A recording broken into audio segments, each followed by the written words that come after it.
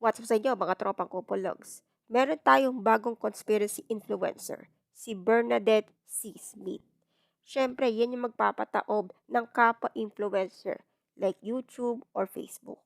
Hindi natin alam na meron siyang tagong na graphics or may mga pinupost na sino yung mga scammer dyan.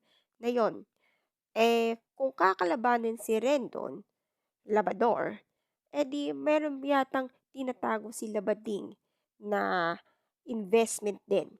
Kaya abangan na lang natin. Kasi si Bernadette S. Smith or C. Smith, sabihin natin, ay meron mga SG dyan, katulad ni Rendon Labading. Ngayon, tingnan natin kung meron pa mga part niyan. Kasi nakausap ko yung Bernadette C. Smith sa Facebook. Hindi niya sinagot sa messenger. Kaya abangan natin ang mga pasabog ni Bernadette C. Smith kung sino-sino ang mga influencer. Sana naman baka si Renton na yun.